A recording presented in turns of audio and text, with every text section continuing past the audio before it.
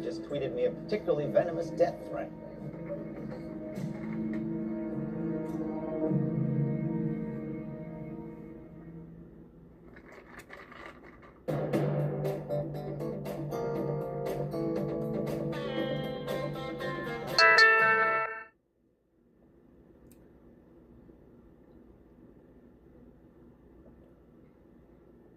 In the criminal justice system, the people are represented by two separate yet equally important groups: the police who investigate crime and the district attorneys who prosecute the offenders.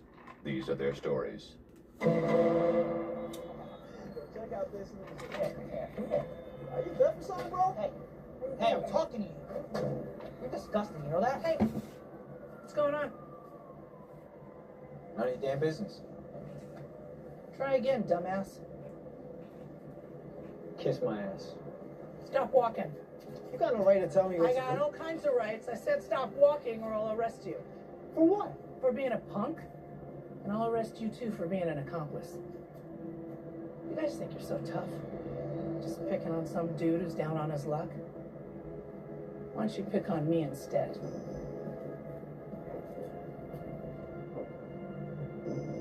Sorry, we were just playing around. Get the hell out of here.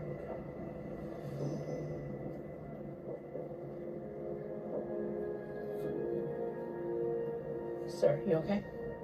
You need anything? All right.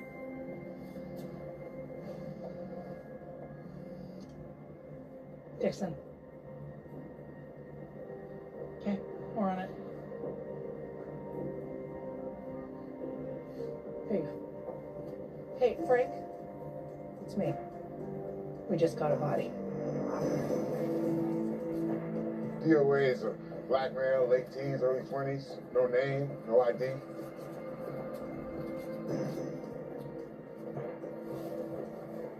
Found him naked in the trunk. Of a car? No, luggage. How'd he die? Not sure. Any obvious injuries? Contusions, cuts, scratches? No, nothing like that. Time of death? Ballpark between 1 and 5 a.m. Who found the body? She was walking to work, saw the fancy trunk, tried to wheel it off, realized there was something inside, opened it up. Wasn't expecting to see a bare-ass dead dude, I can tell you that much. Mom always said, if you see something in the street, leave it be.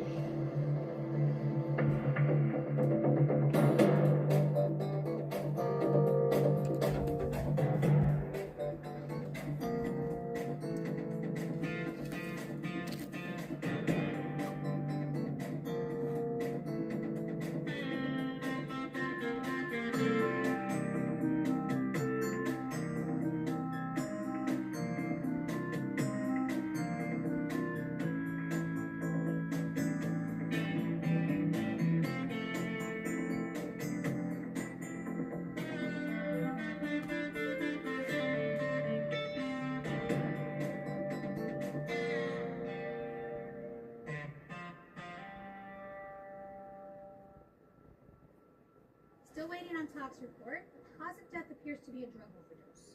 No petechia hemorrhage, and his hyoid is intact, so he definitely wasn't strangled. What else do we know? Found a tiny puncture wound on his left arm. Guessing that's where he shot up. Also found ligature marks on his wrists and some trace evidence of gold polyester fibers. Somebody restrained him. Looks that way. So the kid was having some fun in the bedroom, decides to shoot up an ODs, and somehow ends up in a damn suitcase. Maybe somebody he was partying with panics, sticks the dead kid in a trunk, and dumps him on the street. That's possible, but there's no sign of recent sexual activity. No DNA on the body either. Goodness. I'm gonna run this through ECMS.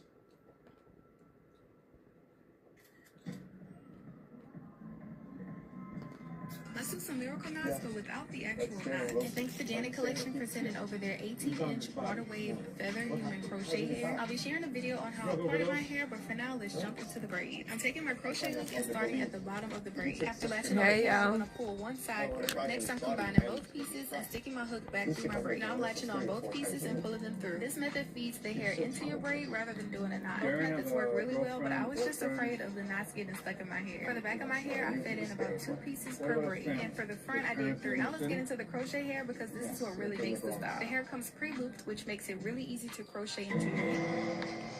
I told that boy he was too young to move out and live on his own. Too many temptations. When was the last time you talked to Darren? It's been a while. Over a year. How about you, man? When was the last time you talked to your son? A month ago. I just said hi. Asked how he was doing. Young man? Not really sure. Last year? Is there a reason for this lack of communication? Darian chose to pursue a lifestyle that conflicted with our beliefs. For real. I see. When he told us that he was a homosexual, I said we'd give him some counseling. Give him a chance to get himself right with God. But he wasn't interested. And that was that. Do you know where Darian was living?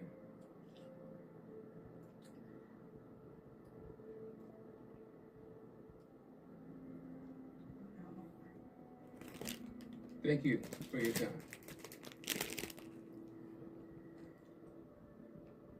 Let me finish my hair.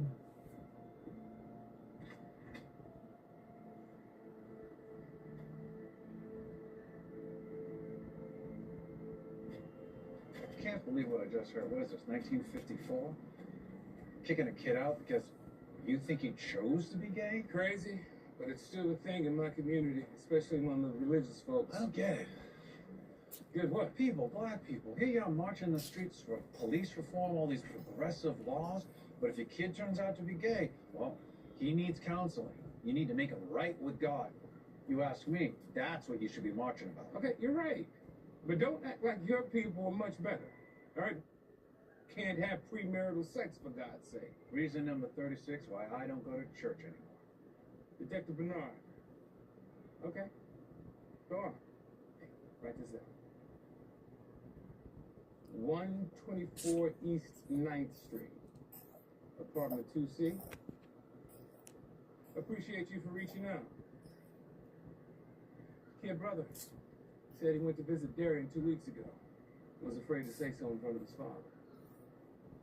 Spoke to Darian's roommate, young lady by the name of Sophie. She said that Darian was there most of the day yesterday, left at 6 in an Uber to attend a fancy soiree. Danny's trying to track down the destination now. What else do we know? Any interesting texts, emails? Any talk of drug use? No. Did he mention any new friends, a new boyfriend? Best I could find is this, sent 2 days ago. TBM is tripping, like for real, but he's still kind of dope. I have no idea what that means. Some dude named TBM is acting weird, but Darian still thinks he's awesome. Emmy called 10 minutes ago.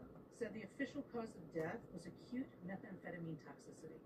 Said they found 2 milliliters of concentrated meth in Darian's vein, meaning it never metabolized into his bloodstream. Meaning someone shot him up again after he was already dead. So let's keep working this case until we figure out what the hell happened.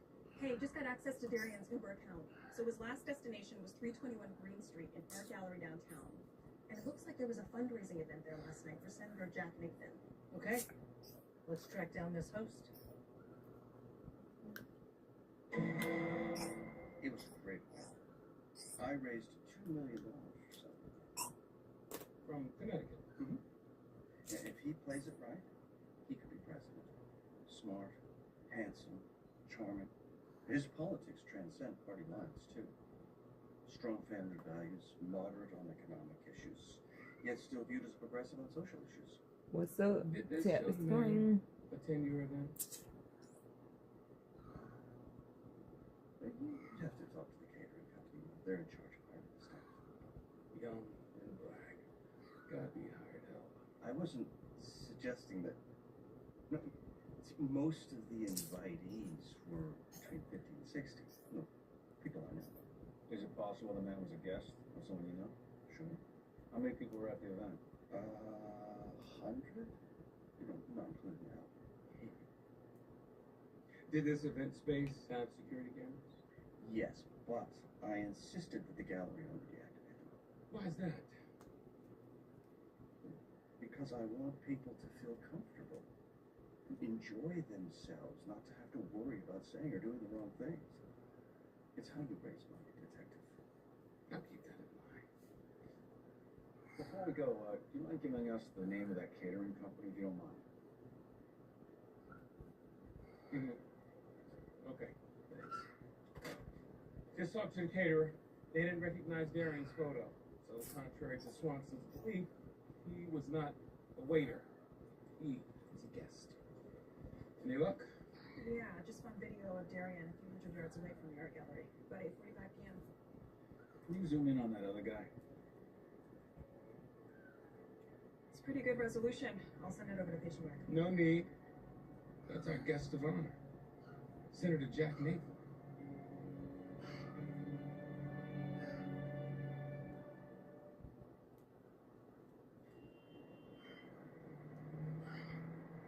Hey.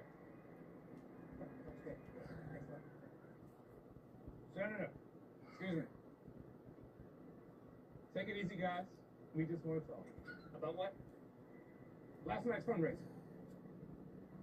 Or we can take a ride up to your home in Connecticut if you prefer. No need. So good.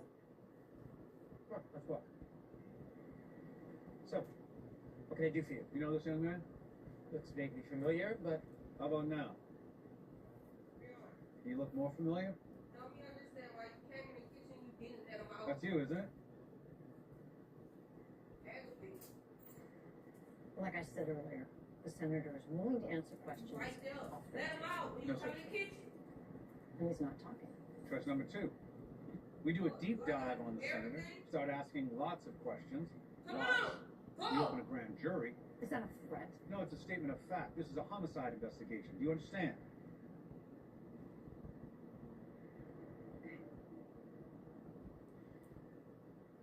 I met Darian last night. But hold on a second. You said he's dead? What are you talking about? Died of a meth overdose. A woman found his naked body on the street this morning. I had no idea. Well, that's terrible. Sure is. I left the fundraiser at about 8:45. And then I went uptown to Kyle Swanson's townhouse. He was having a few people over for drinks. And you took Darian with you? Yes. So you and Darian drove uptown to this after party. What time did you get there? 9 or so? Something like that. How many people were there? 10? Boys and girls, or Just boys. How long did you and Darian stay? About an hour. Maybe a little bit more, but I wasn't with Darian. Like I said, I just gave him a ride. what'd you do at this party? Drinking? Socializing? Care to be more specific?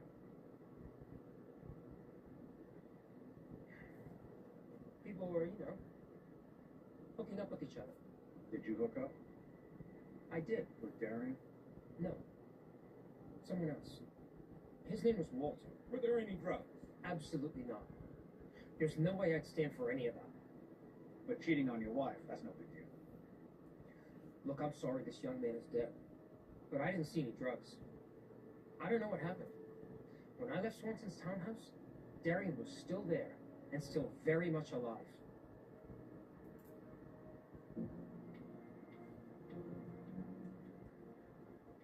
Miss Brenda?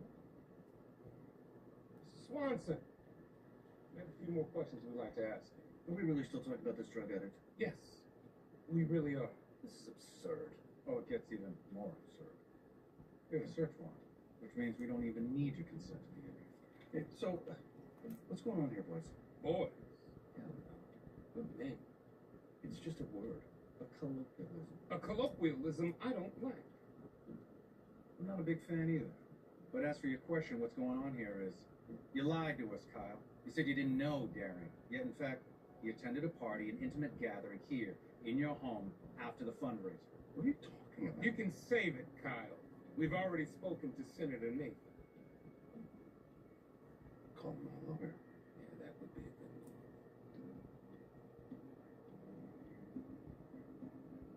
Hey, Kevin, come here.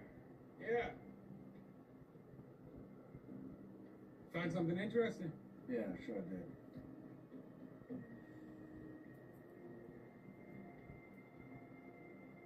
Jackpot.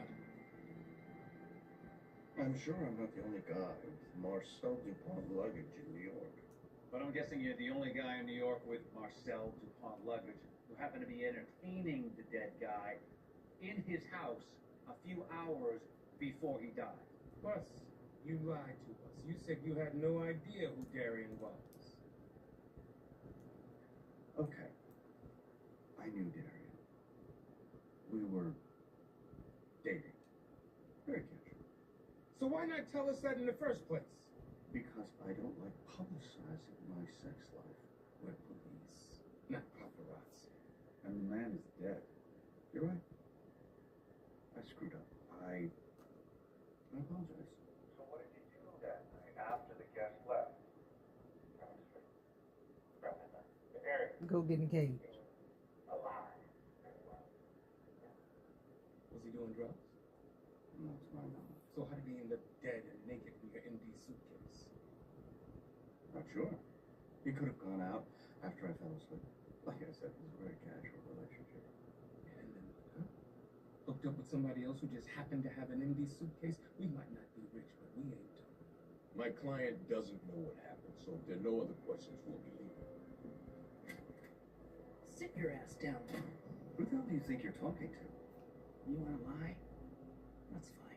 But at least you can show the courtesy of pretending that Darian's death actually mattered. A young man, barely 20 years old, is dead. You're right. It is a tragedy. But it is a tragedy of his own making. He was an addict. That's on him. No one else.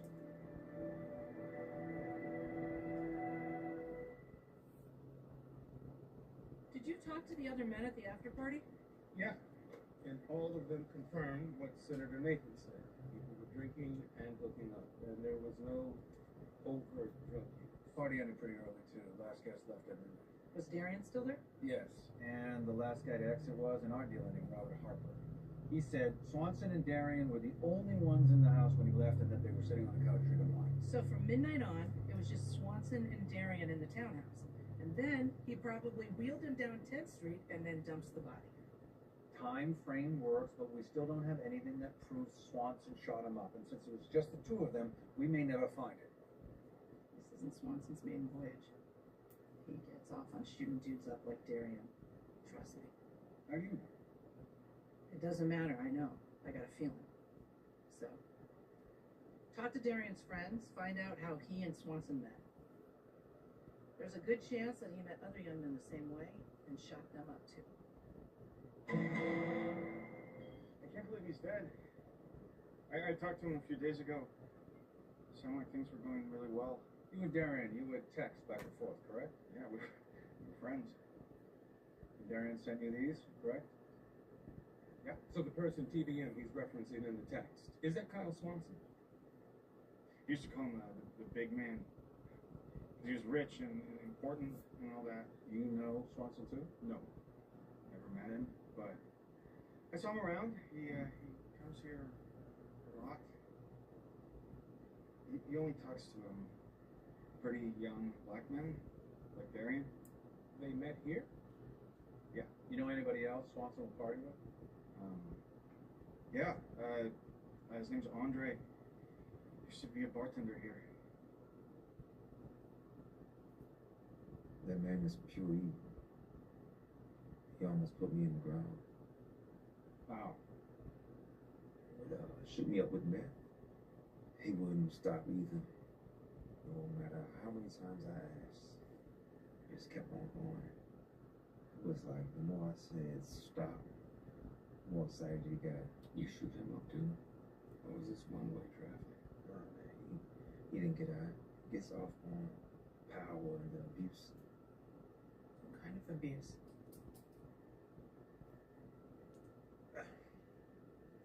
He'd tell me to take off my clothes.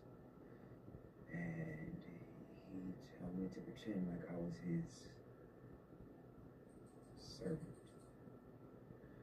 He would use a different word, of course, but I refused to say it out loud. Then he'd tie me up and start to shoot me up with meth. He would just watch you get high. That was exciting to him. No, man. way more screwed up than that. It was like he would walk your ass up the heaven's gates and decide whether or not you get to live or die. Sick son of a bitch thought he was God or something. How many times did he sign you? 4 times. The last time I was in the hospital for 6 days in a coma. Why didn't you alert the police? He's rich. He has all kinds of important friends. I'm just a brother from Georgia. I gotta ask, if you hated it so much, why'd you let him do it to you? I have a mother and 3 little sisters back home. You paid. 10 grand per session. Look, no more. I'm done with all that. No more drugs. No more crazy overweight men. Sounds like a good plan. Andre, I appreciate you coming down here and sharing your story. With your help, we are gonna nail this bastard. If you need anything, call me.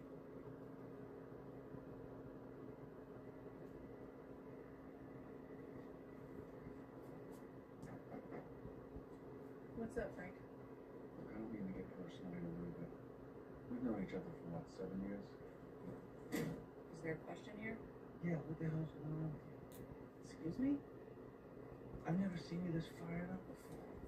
I mean, Darren's case. It's sad. I get it. This isn't the first sad homicide you ever worked. I caught a case about 2 years ago. It was similar to this one. Kid's name was Lewis Knight.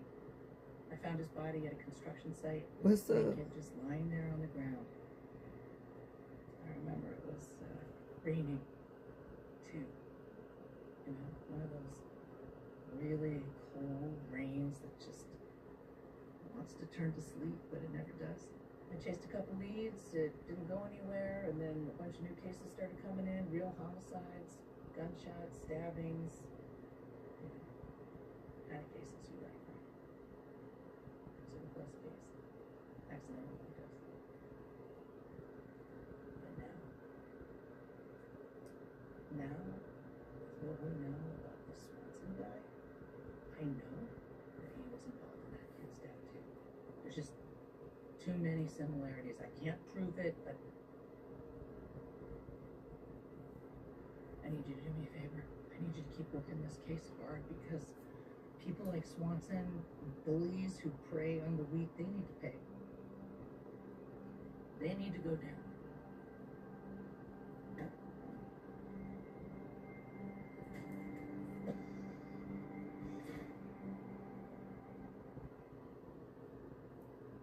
His name is Andre Walker.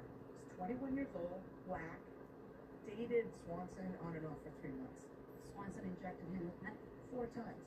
And the last time they were together, he almost died. He told Swanson to stop. He wouldn't, just kept pushing that needle, and Andre ends up in a coma for 6 days. Swanson tried to kill him. Almost did too, so. I know where you're going. But under New York law, if you inject someone with drugs and they die, it's negligent homicide. If they accidentally die, yeah. But if you want them to die, you don't care if they die, that's murder. Swanson gets off on bringing people to the brink of death. He gets off on all of that. So if someone actually dies, he's got to pay the check. This all comes from Andre's statement, correct? Yeah, that's right. So this twisted game that Swanson likes to play, that's all based on Andre's experience. I get it, Sam. And you're right. But Andre wasn't a one-off. It is more like the tip of the iceberg. What are you talking about? We dug into prior meth overdoses in the last 5 years. 5 DOAs. All young, black, and poor. And all of them had ties to the bar that Swanson loves to frequent. The same bar where he met Darian and Andre. That's true. He's not only a killer, he's a serial killer. Other than the bar, where he met the 5 alleged victims, is there anything else connecting Swanson to 5 dead men? No, but it's not a coincidence. Maybe true, but it's not the present case. Those 5 bodies are inadmissible, irrelevant. They may be inadmissible, but they are definitely not irrelevant. This is a murder case, Nolan. Talk to McCoy. If what you're saying is true, it's horrific. comprehension. But can we prove that's what actually happened with Darian Wilson? Can we actually put the needle in Swanson's hand that night? Can we prove he was playing the same twisted game we played with Andre? We're still looking for more evidence, but I think it's worth a shot. Swanson is a very dangerous and evil man. And at the moment, he's still a very well-respected, very well-connected businessman. With ties to some of the most influential politicians in the country. Not to mention, he supported my opponent at the last election, so he'll claim we're biased. But this is all payback. What are you saying? If we're going to try to kill the king, can't miss. Work closely with Dixon, build a strong case, and take the son of a bitch down for murder.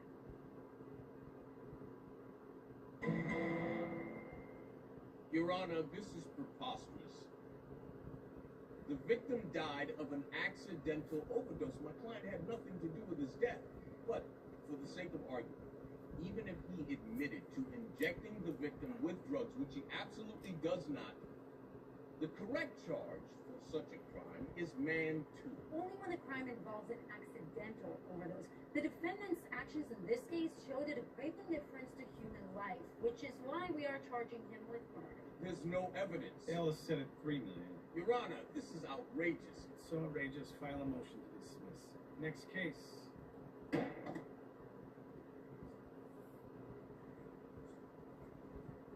We'll never convict him. You know that, right? First thing we need to do is nail down all the evidence and all the supporting documents. I want credit card receipts for Marcel Lupon's luggage. If you bought it in a boutique, you find any video of him in the actual store. OEME files, tox reports, lab reports. We found another witness. Name is Jalen Brooks, hooked up with Swanson 3 weeks ago. Same story as Andre, same profile too. Young, gay, black, and poor. This bastard is clearly targeting these men based on their identity, their demographic profile. Are you suggesting? Damn right I am. This is a hate crime. If we had that as a kicker, he's staring down a 20-year minimum. Nothing his lawyers or his fancy friends can do about it either.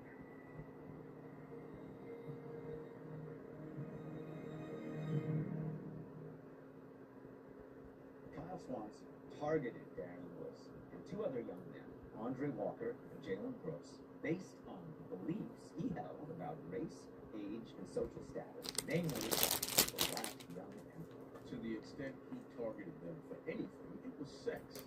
He was attracted to them. He finds black men beautiful. That is the opposite of hate. Actual animus is irrelevant. How can it be a hate crime without actual animus? How can that possibly be irrelevant? According to a recent New York case, People v. Cooney, the court held if someone intentionally selects a victim because of a belief or perception regarding their race, color, gender expression, or religion, it's a hate crime, regardless of whether or not the defendant actually hates the victim. We're talking about a middle-aged man attracted to young black men. No, I agree with Mr. Price. Motion granted. One night, I was at his house and he just started pulling out all this meth. I was like, yo, what's up with that? He just smiled. Said it'd be fun. And he started peeling off $100 bills and told me to say when. How much did he give you? $12,000. Almost killed me. Sorry you have to go through all that. So I have to tell this story in court, like in front of a bunch of people. Yes, it will help the jury understand what Swanson did to Darian. That he likely played the same disgusting game with him, but he played with you. Except he wasn't as lucky as you. He died.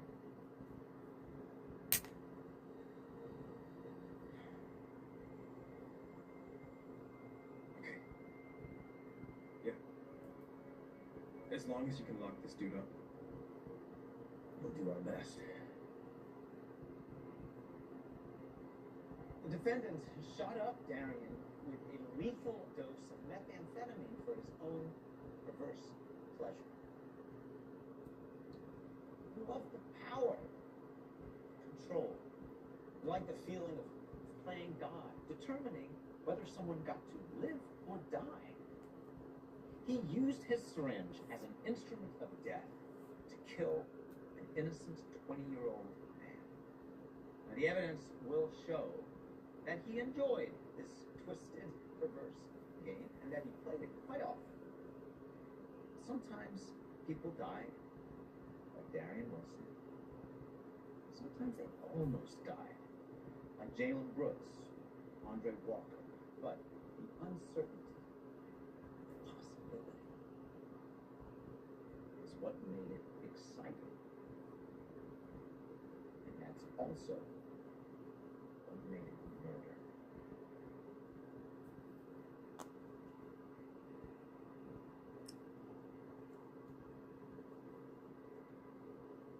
Darian Wilson had a drug problem. On the night of the 23rd, he overdosed and died. Mr. Swanson found his dead body in his bathroom, tried to revive him, but quickly realized he was deceased. Mr. Swanson did not inject Darian Wilson with meth. He did not kill Darian Wilson. He merely disposed of his dead body.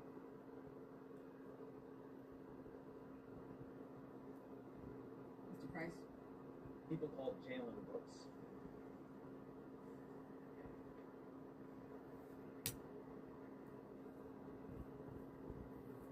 What's going on? I'm gonna check. Your Honor, may I approach? Hey. We can't locate our witness. Well, I suggest you find him fast. You have 1 hour.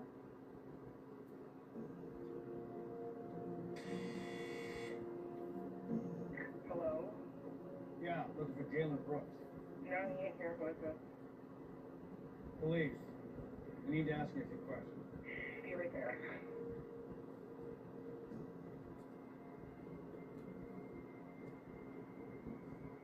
We wait.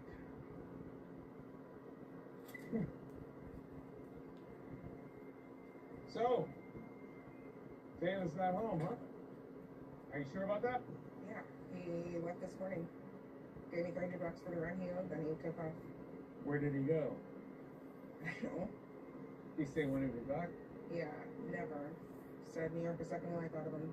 Do you mind if we take a look around the apartment? Just to confirm all this with our own eyes.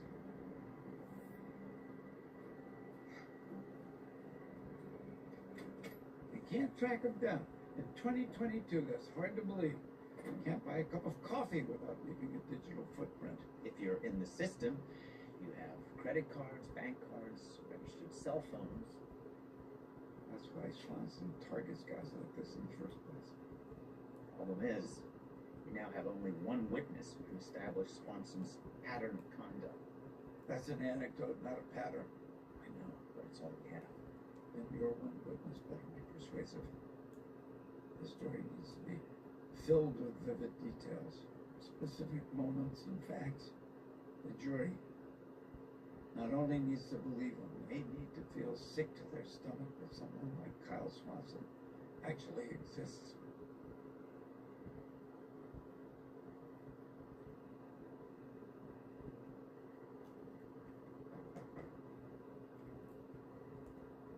Andre, what's up? You said if I ever need anything to reach out.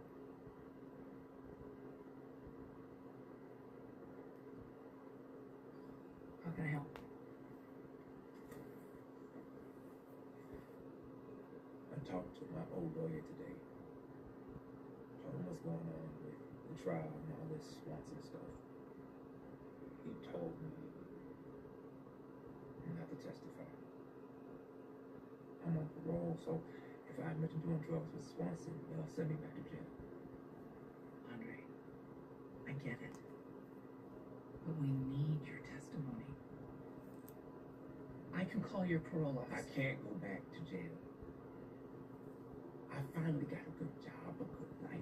If I go back inside, I'll lose all that. I won't ever get it back either.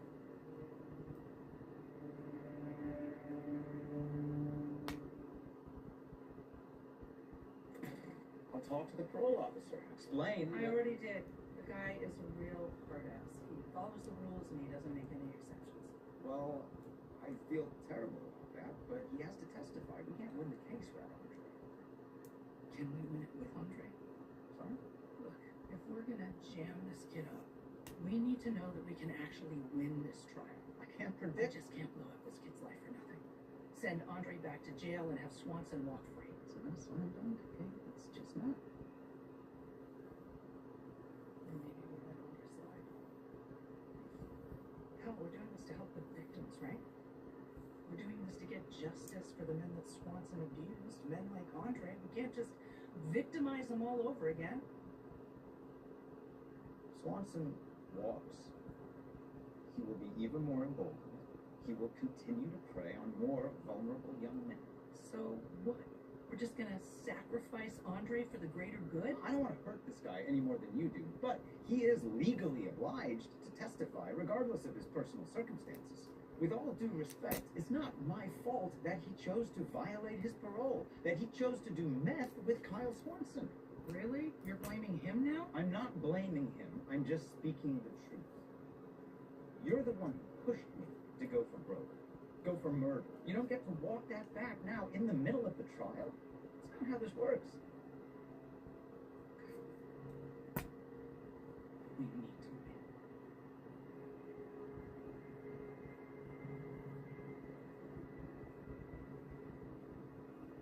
I begged him to stop.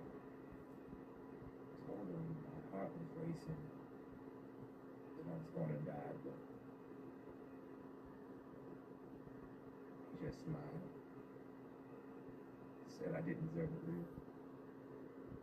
That I was useless. He said that. The defendant said you don't deserve to live. Yeah. What else do you remember about that terrifying moment? He had this crazy look in his eye. He was smiling like he was enjoying it. What happened next? I woke up in the hospital 6 days later. Some doctor was there, said he couldn't believe I was alive, said he was convinced I was going to die. Nothing further. You like to date older rich men, correct? Objection, relevance. Goes to the defendant's character. Overruled. But be careful, Mr. Harris. Get to the point. When you date these older, wealthy men, you accept gifts, correct?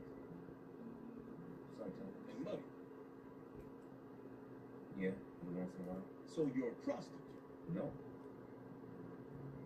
I'm not a prostitute. But if a guy wants to give me money, I'll take it. In exchange for sex, which I believe is the literal definition of prostitution. Objection. Sustained. Move on, Mr. Harris.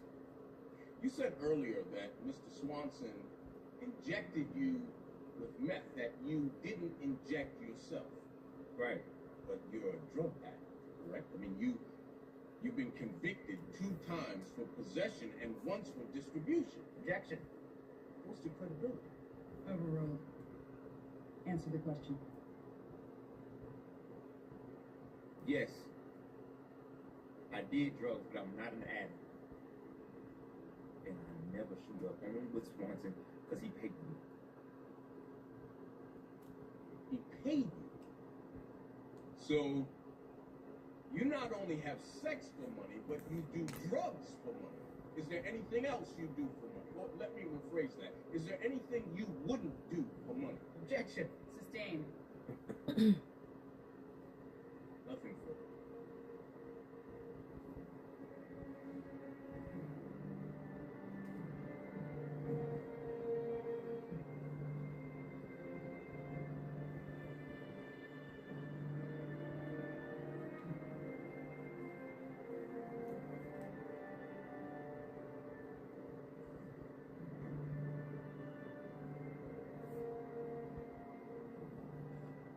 Have you reached a verdict?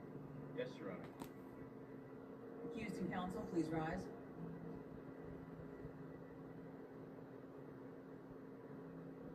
What say you? On count of murder in the second degree, we find the defendant guilty. This is outrageous. I am innocent. I am innocent. Order! Don't you touch me. Don't you touch me. Get your hands off me. Get your hands off me. I'm on your job. Order! You're finished. Order! You're done. I will take your job. I know they will. Get your hands off me.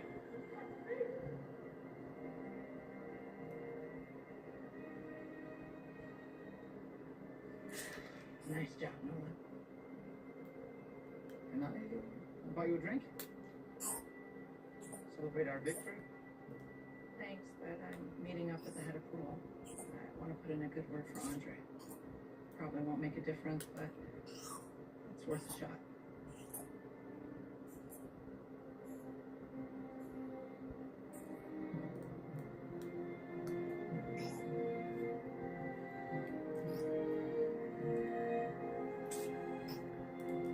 All right.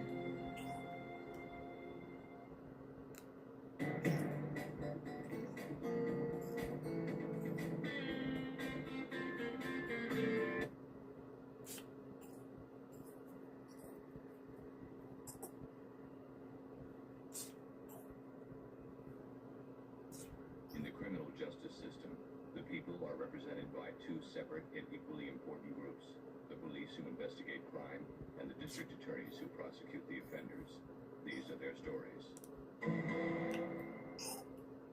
It's censorship, pure and simple. I actually agree with the board on this one. Seriously, Romeo and Juliet. Yeah. But it's a Some of my teeth. It's filled with toxic masculinity. Come on. And while they're at it, they should take a look at Othello and Henry V. Used to be the conservatives' bandbox. Now it's the woke liberals too.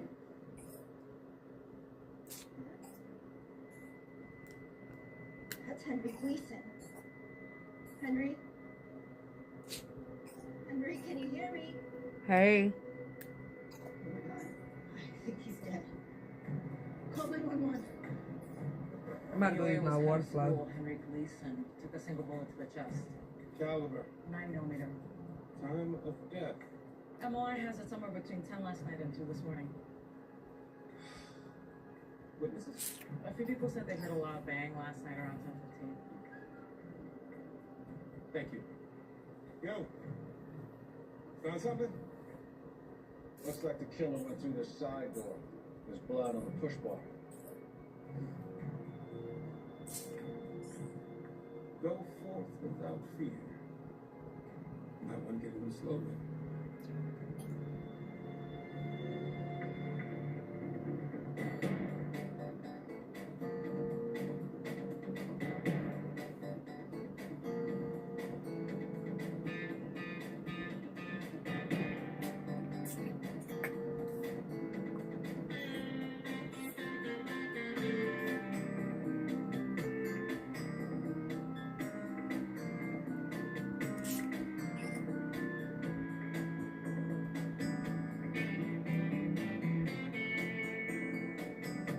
Hey, what's up? What they do? What everybody doing? Cause out here I'm watching Law and Order and finishing my hair up. I cannot go to sleep. Dear Evan Hansen in the auditorium, so it was crowded. What time did they play that out? Around 9:30. I left just before 10. Anyone left here? Corridors were empty. Henry said he was heading back to the office to get his coat. In the classroom where he was shot. That's on the way to his office. It's the 12th grade home. Listen, can you think of a reason why someone would want to kill him? I really didn't know him that well. This was his first year at the school. Married? Kids? Said his students were his children, and not just a dad and board. He spent his free time working with kids from economically unstable families, tutoring, helping with college applications. We're gonna need his computer. Sure, whatever you like. And the footage from your security cameras. I'm afraid that's going to be a problem. School surveillance footage was erased. All of it? Someone hacked into the system and wiped out everything between 3 p.m. and midnight. Has computer crimes tried to recover it? Yeah, I just got off the phone. It's not for real. Can they at least trace the source of the hack? They're working on that. Let's get a video canvas going. Check for cameras in nearby buildings. Where are we on forensics? FAS ran the discharged shell casing, no hidden items. Computer analysts found an electronic footprint. Leads to an IP address to a 14-year-old ninth grader at the school. Lives on the Upper West Side. Get a warrant for his computer, and then pay him a visit. Okay. Just make sure he's got a parent with him. Dylan? Yeah? These detectives want to see your computer. Dylan, we need access to your computer. I've got homework. We have evidence you hacked into the school security system last night and erased footage. If he doesn't move, we're gonna arrest him for obstruction. Let them in. But Dad, they have a search warrant. Stay back.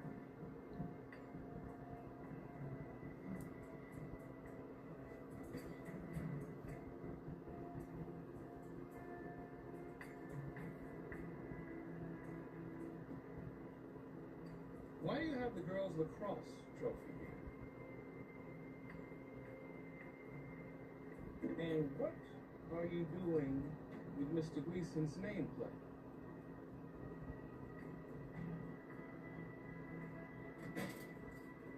Okay, I admit it. I stole the stuff from school. It was a challenge on social media. The goal was to steal stupid things from school. It's like a dare. When you took some of this stuff, did Mr. Gleason walk in? No. Did you see him on your way out? He tried to stop you, and that's why you shot him? I didn't shoot him. So, why didn't you delete the security footage? I woke up in the middle of the night. I had a panic attack. I was nervous they were going to see the stuff missing and watch the video.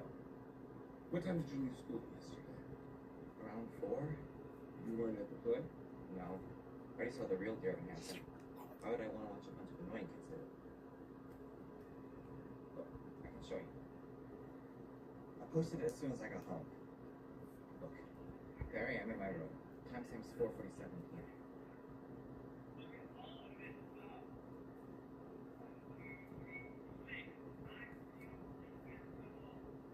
I got home around 6, and Dylan was in his room studying. You know anyone at school that might have hated Mr. Gleason? Half the parents. Why do you say that? This guy Gleason was trying to change the world. You know, jam all that progressive woke nonsense down everyone's throat. He made the parents sign a pledge acknowledging they were anti-racist. Look, I get it. We all want the world to be more inclusive. But how does forcing people to sign a pledge change anything? So some parents got upset. No, some parents went ballistic. The other day, for example, I saw a woman screaming at Gleason. Said if she had a gun, she'd shoot him in the face. That's a direct quote. I'm not so sure about this critical race thing, teaching young kids to feel guilty about the color of their skin. It's more complicated than that. No, I'm sure it Come on, is. Frank. White kids, especially these white kids in these schools, they got to get lessons on what it was like growing up black in America. About how these things really went down. I don't disagree, but isn't that the job of the parents, not the schools? Mrs. Whalen. Can I help you? Yes. Detective Bernard. Detective Costco. Yeah, we'd like to ask you a couple of questions about Henry Gleason. Okay. We understand you weren't a big fan of his. You threatened him? I didn't mean it literally. I was just upset. Well, what? Let's just say we didn't see eye to eye on his educational philosophy. Why is that? I just found out about this extra time scam. Kids getting diagnosed with these fake learning disabilities so they can get extra time for tests for the SAT. Almost 50% of the kids in my daughter's class are doing it. It's outrageous. So I asked Gleason about it. I take it you weren't happy with his response. He pretended these kids actually have real learning disabilities. 3 or 4 kids, sure. But 47 kids? Really? It's cheating. My kid has 4 hours. These kids get 10. Oh, I get it. My kids, they go to regular old public school, and they're doing the same thing there. Can't help but make you angry, right? And sometimes it's that kind of passion that makes people do stupid things. Please. I was just pissed off. But I didn't kill Gleason. I've never even touched a gun. Just the same. Where were you 2 nights ago around 10 p.m.? DC, for work. Took the Acela first thing yesterday morning. Okay. We believe you. Guessing you weren't the only parent who didn't see eye to eye with Gleason. Can you think of anyone else that was upset with him? I can think of about 10. Were there any people upset enough to shoot him? We'd like to talk to you about a guy named George Pratt. Sure. He has a son and a daughter at the school. Or had. His son Ethan was recently expelled. Why is that? He violated the school's anti-racism policy. What did he do? Some kids were playing around and started singing. That's him.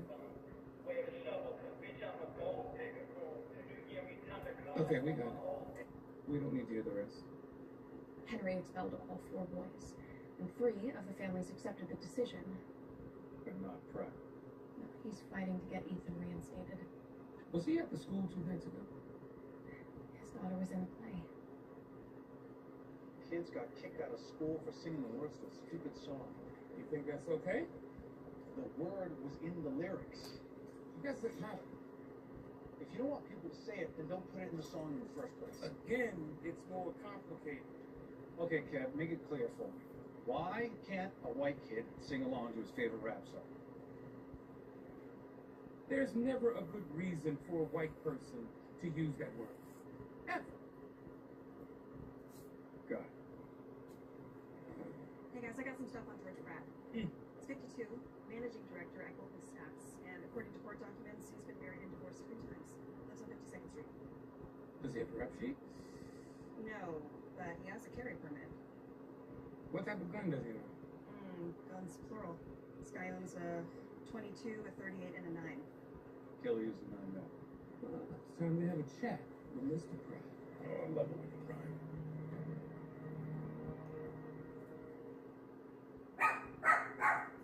Mr. Pratt, we know that you own a 9mm handgun. That gun is registered. It's legal. And it's also the same caliber as the gun that killed Henry Gleason. I know that you didn't like him at first. Correct. It wasn't dislike. It was hate. Shut up! Decision to expel your son. Correct. No shortage of private schools in the Rocco, city. in Paris. Kids somewhere else. Go get a cake. I'm on the board of trustees at Davenport. My father went there, I went there, my children go there. If anyone needed to leave, it was Gleason. Looks like you got your wish. I didn't kill him. You were at the school when he was killed, correct? I was at the play. Where'd you go and let out? Home? You never went into a classroom. No, never. Never talked to Gleason. No. You have anyone else that can verify that? I was with another parent. We walked outside together and waited for our kids. Okay. We're gonna need their parents' name. Well, that story checks out. The parent says she was with him from the time the play let out until he left the school with his daughter. Hey guys, check this out. We have some video footage from the camera across the street from the school.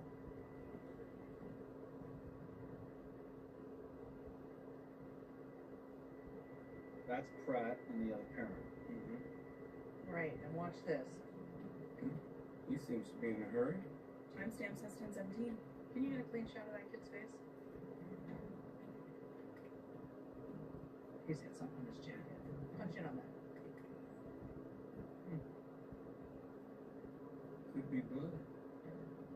Get the school to ID this kid, and let's get a search warrant for the jacket.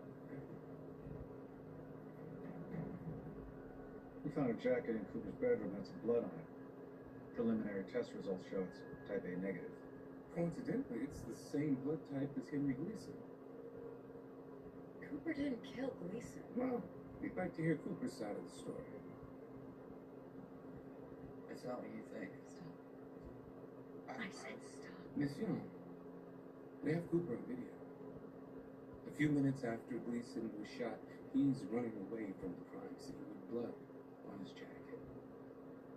Now, if Cooper were my son, I would urge him to cooperate. I know how this works. Whenever anything goes wrong, the rich families close ranks and try to pin things on the scholarship. We might be able to help him. If he shot Gleason, he could have had a good reason. Well, keep your mouth shut. We want a lawyer. Okay. All of the evidence seems to be pointing in his direction, but before we charge a 17-year-old with murder, I need a little more. Trying. What about Gleason's computer, his phone? Just a bunch of privileged parents and until their kids grabbing on their grades and test scores. Kid's just dying to tell us what he knows. But his mom won't let him. My gut says there's more to the story. Right, let's hold it for now. And then have a tech scrub his electronics. And in the meantime, let's find a motive.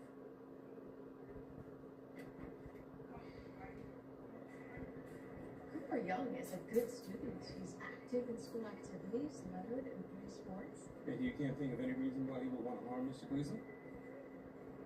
He punched another student on the soccer field, so Gleason suspended him from the team. I bet Cooper didn't like that. He didn't. My mother didn't either. To be honest, I thought it was a little harsh. Cooper was getting recruited by lots of colleges. We'll need to see his disciplinary file, and while we're here, we'd like to take a look at his locker. Wait, what's this way? Thank you.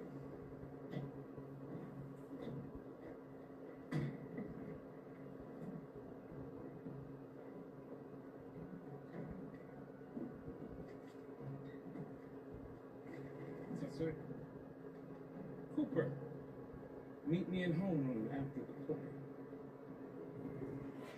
Sounds like someone else was in that classroom.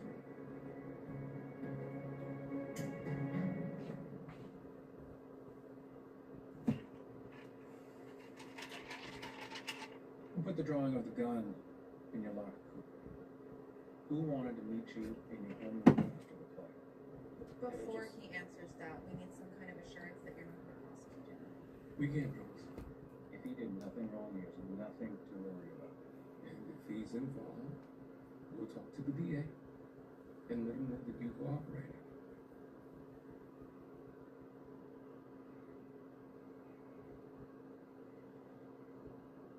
Bennett Richardson put drawing in my locker. Bennett Richardson. This punk. He's famous the world. Let's make sure I know that he knows how to get financial aid. Why did he put that in your locker? We got into a fight the other day. Was this on the soccer field? I sort of kicked his ass. He wanted a rematch? Something like that. I didn't think he'd have a gun. I thought he was just, flexing. Just start from the beginning. Tell us what happened. I walked into the classroom. He pulled the gun out of his backpack. I was like, what the hell are you doing, bro? I freaked. Did he say anything? Yeah. Said he was going to kill me. And those exact words were, I'm going to shoot you in the chest and watch you die. What did you do? I tackled him. Tried to grab the gun. And then Gleason came in. And he saw the gun, started yelling for Bennett to drop it. And the gun went off. Bennett shot Gleason in the chest.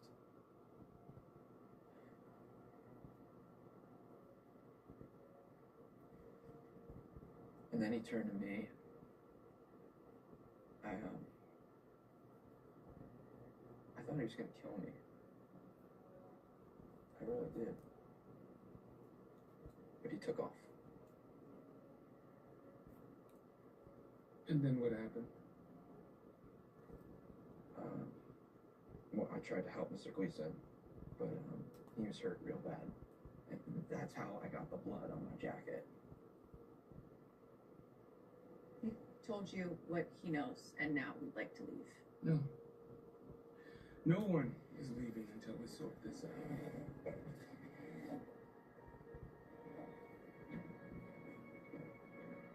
What the hell is this? We have a search warrant for your premises. We'll let you back up as soon as we're done.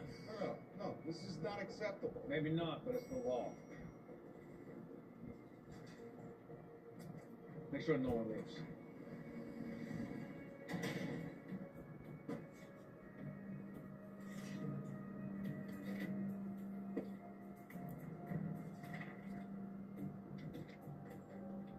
Oh, looky here, looky here. 2 rounds of live ammo. Looks like 9mm. Joseph. Hey. Yeah, pick this up. Artists look familiar? Yeah, I think that's what they call emotional realism.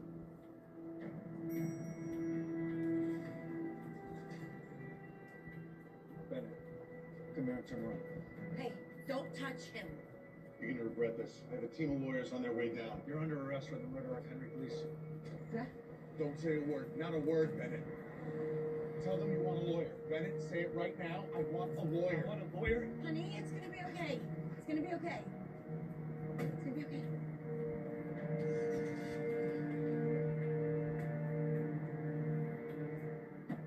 Where does sheltered prep school kid from Manhattan get hold of a pistol? His grandfather bought and registered it in Wyoming, where they had a family vacation house, and it must have taken it. So we have an eyewitness, 2 rounds of 9mm ammunition found in his bedroom, and a note in Cooper Young's locker. Plus all the other disturbing artwork. How old is he? 17. You want to try him as a juvenile or an adult? Adult. You sure about that? Statute presumes a 17-year-old accused of murder will be tried in adult court. I see no reason to make an exception for Bennett Richardson. I do. He's young and emotionally unstable. Is sending this kid to prison for 20, 30 years really the right thing? If he's tried as a juvenile, he could be out in as little as 5 years. If Bennett Richardson was mature enough to acquire a 9mm handgun, load it, and gun down an innocent man, he's mature enough to be treated as an adult at trial.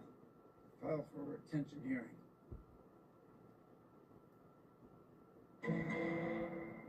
The statute requires that the people prove 1 of 3 elements. In this case, the people can prove 2. The crime was violent, and a gun was used.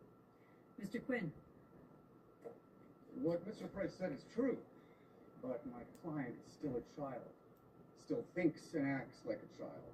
He deserves a chance to be rehabilitated. First, he's 6 months short of his 18th birthday. That's hardly a child. Second, he doesn't deserve anything. He killed a man, shot him dead for no reason. I hear what you're saying, Mr. Quinn. I have an 18-year-old son at home.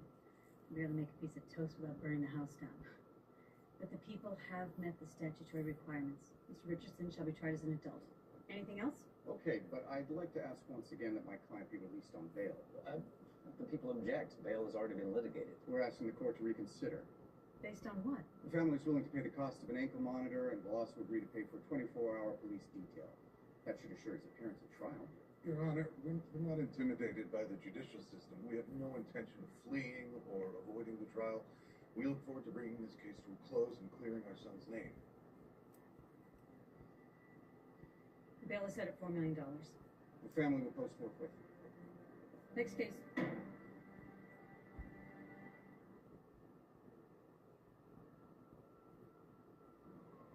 Bennett Richardson is admitting he shot Gleason.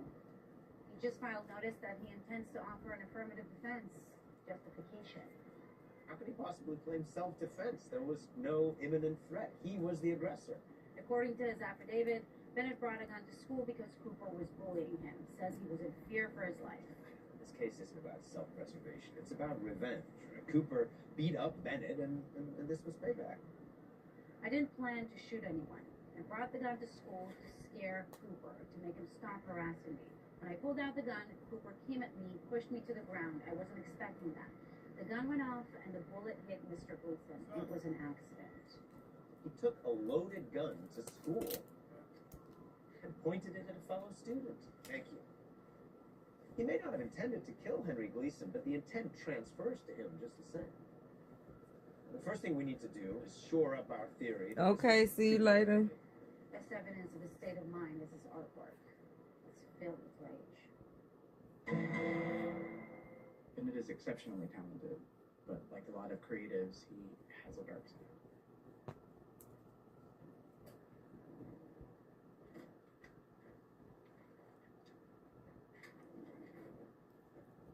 The subject matter in his sketches have become increasingly violent.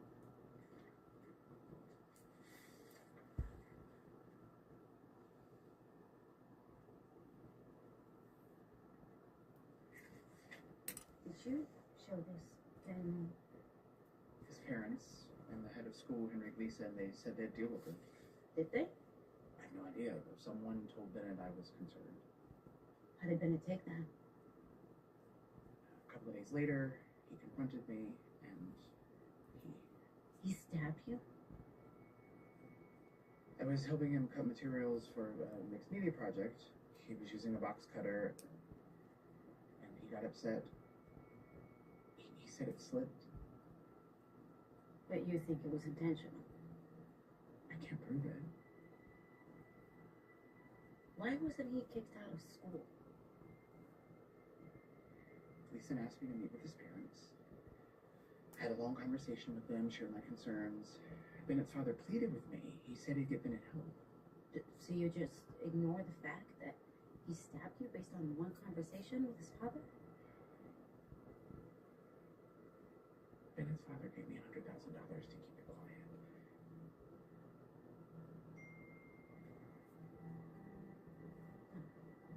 I'm sorry, it's an emergency. Bennett got a hold of some pills in his parents' medicine cabinet. Valium, Ativan, Celexa. Tried to kill himself. Yes, but he didn't try that hard. More like a cry for help. So he's okay? He's under sedation. We'll keep him under observation for a few days, but he should be fine. Thank you.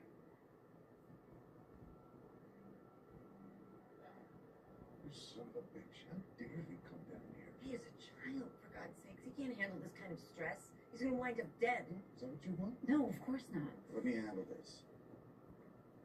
What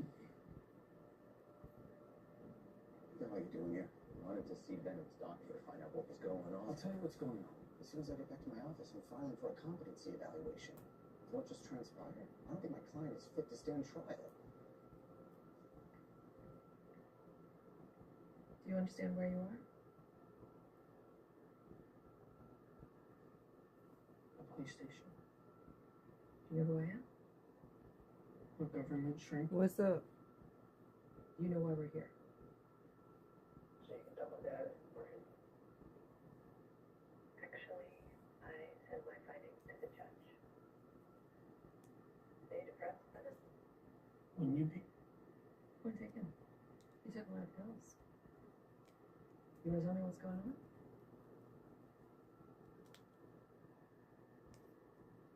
I didn't mean to do it. Kill Mr. Gleason. Or Cooper. I didn't want anyone to die.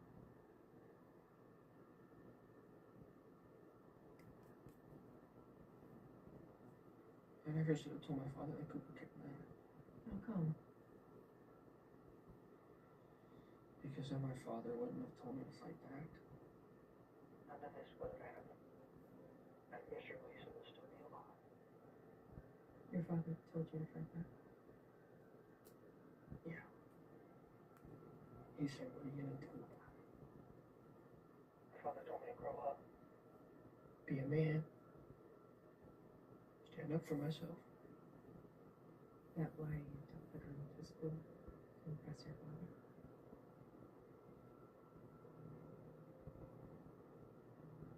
That's what I thought he wanted me to do. His father practically demanded that he attack this kid. Where did you get the gun? It belonged to my grandpa. And then he gave it to my dad.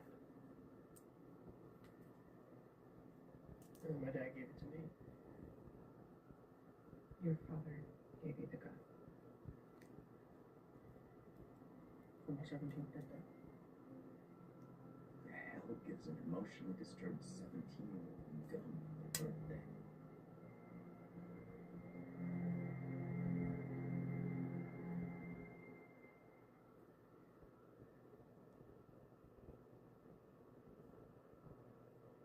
I heard the news. Psychiatrist found the defendant competent to stand trial. Yes, he apparently has no diagnosable mental illness, and he was obviously filled with guilt and remorse. Meaning he knows what he did was wrong. You're right. But it wasn't necessarily his idea. What do you mean? His father urged him to seek retribution on Cooper Young. That's why he brought a gun to school. A gun Bennett's father gave him. Knowing his son had emotional issues, drawing pictures depicting violent acts, he gave his son a weapon. Ammunition, too. As a result, Henry Gleason is dead. Are you suggesting? Yes. I want to charge him with murder as well. Under what theory? That he was an accomplice. He provided the murder weapon, which means he assisted in the commission of the crime. Bennett couldn't have carried it out without it. Is there any precedent for what you're proposing? No. Can you convict the father without the son's cooperation?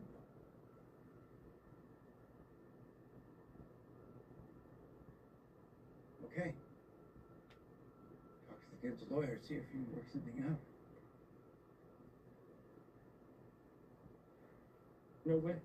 I won't testify against my father. Oh, come on, Bennett. Think it through. We are giving you a second chance at a normal life. With good time, you'll be out of prison in 12 years. It's a hell of a lot better than spending the rest of your life in prison. I'm not going to write out my dad. A man he loves very much. I know, it's not easy. There aren't any easy solutions to the situation. It's just a question of which difficult choice you're prepared to make. My father told me to stand up for myself. Be strong. Someone hits you, you hit back. There's nothing wrong with that. You brought a gun to a fist fight, and you fired that gun and killed an innocent man. There's no walking that back. If you want Bennett's cooperation, you'll need to immunize him. A free pass on a murder? Otherwise, it's a hard no. If we want to prosecute John Richardson, we have to let Bennett walk free. You know the father's culpable, but is he really more culpable than the actual trigger man? Without John Richardson, his son would never have had a handgun. Never would have killed Henry Gleason. I totally get that, Nolan. But we have a solid case against Bennett. The case against the father is a lot weaker. Not to mention it's predicated on the testimony of an emotionally disturbed 17-year-old. You go after the father and lose, everyone walks away a free man who look like fools.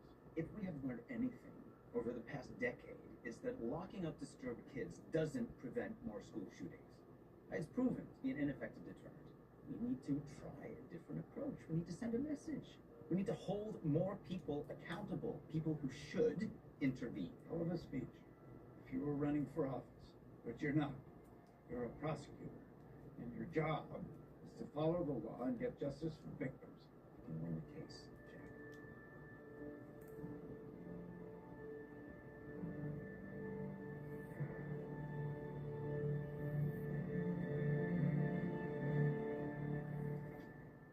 We prepared a grant of immunity.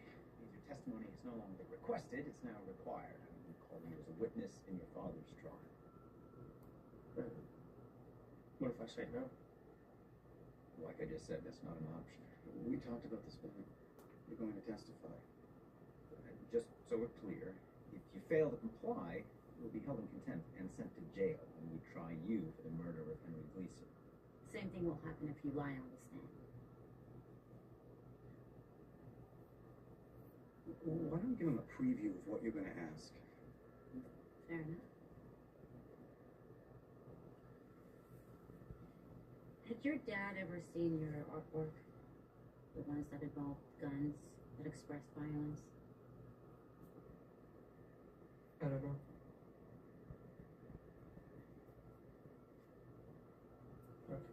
Okay, yes, she's seen my drawings. She knew I had weird thoughts sometimes.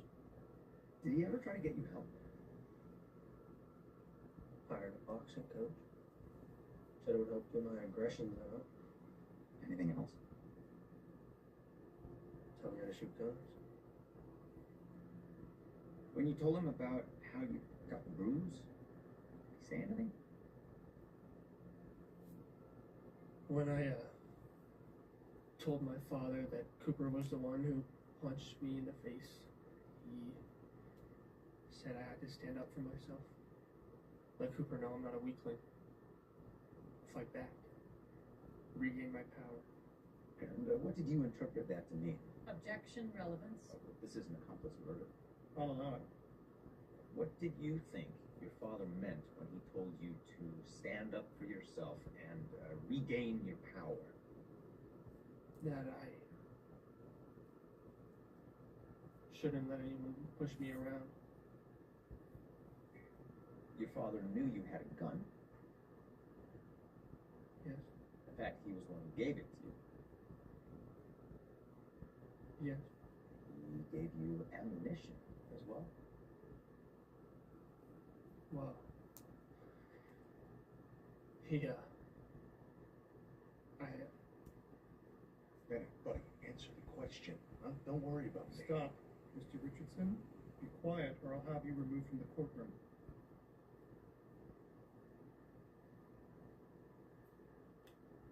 Thank you. Bennett, can you please answer the question? no, I'm not gonna do this. You understand that if you refuse to respond, I'll have no choice but to hold you in contempt. I don't care.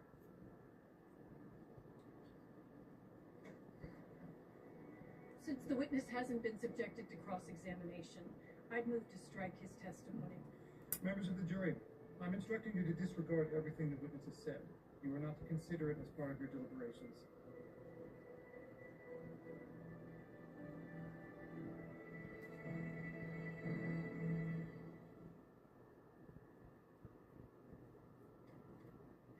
He's made up his mind. He's not going to testify against his father. That means our deal with Bennett is officially off. And the only other person who knows what really happened in your house, who knows what your husband did and said, is you. What do you mean? We need you to testify. Are you insane? Why would you think I would help put my husband in prison? Because it's in your son's best interest. No, it's in Bennett's best interest to have his father home with us. You don't seem to understand. If you don't cooperate, we're going to try Bennett for murder. And if I testify? He'll agree not to move forward against your son. When the trial is over, he'll come home with you. Someone has to pay for Henry Gleason's murder. The two choices are Bennett or John. We'd prefer that person to be John, but it's really up to you.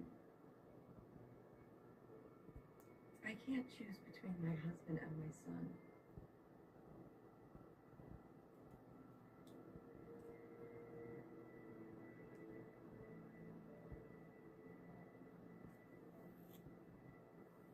Okay. I'll do it. Fine. Put me on the stand. As you know, we filed an application to quash the subpoena. Mrs. Richardson should be disqualified from testifying. I'll hear you, Mr. Price, but the case law is clear on confidential matters between spouses. Spousal privilege doesn't apply in instances of child abuse. Abuse? What the hell are you accusing me of now? I've never laid a hand on my child. I'm not alleging that Mr. Richardson was ever physical with his son. I'm asserting that giving your emotionally disturbed teenager a loaded handgun and then telling him to stand up for himself, I'd submit that that falls under the category of abuse and neglect. Mr. Price is trying to criminalize parenting decisions he doesn't agree with. Guns are a part of the Richardsons' culture. That is how my client was raised, and that's how he chose to raise Bennett. My client may not be raising Bennett the way Mr. Price would like, but that doesn't mean it's abusive. I find that the defendant's behavior is more than a case of bad parenting. Defendant's motion to quash is denied. Mrs. Richardson may testify. Your husband was aware of Bennett's increasingly erratic behavior. We both were. Bennett stabbed his art teacher with a box cutter. Your husband knew about that. Yes. In fact, he paid off the victim of that attack to keep his mouth shut. He reached a settlement with the teacher. Look, John is a good man. He really is. We didn't know what to do.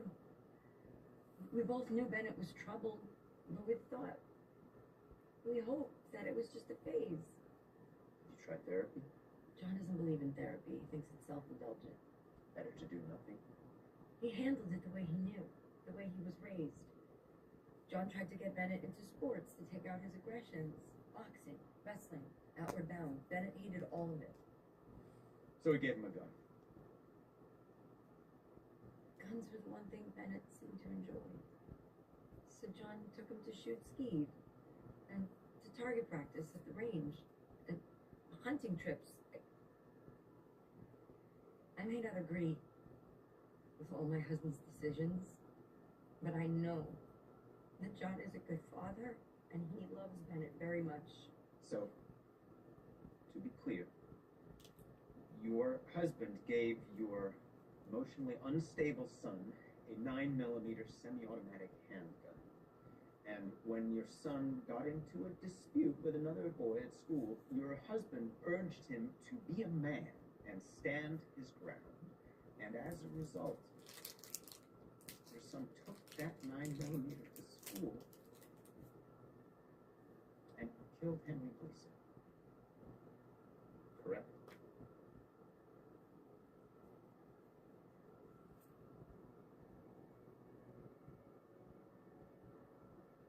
Yes. Thank you. Nothing further.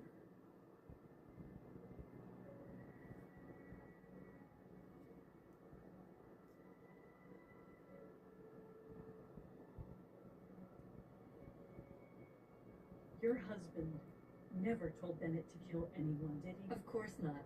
He didn't say, hey, take the gun to school and kill the principal, did he? Never. He was nowhere near the school when Mr. Gleason was killed. Correct. He was at work. Thank you.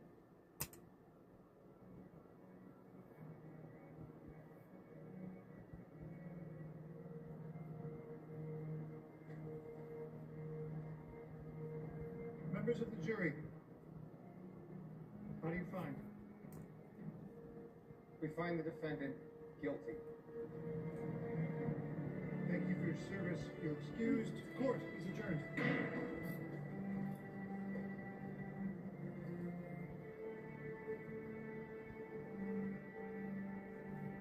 I am so sorry.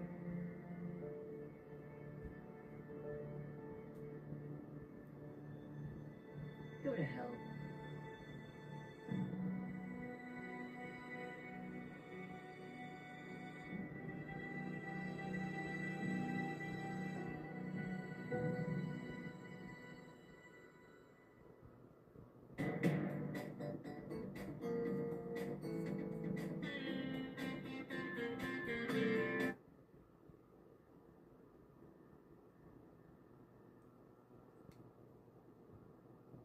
In the criminal justice system, the people are represented by two separate yet equally important groups: the police who investigate crime and the district attorneys who prosecute the offenders. These are their stories.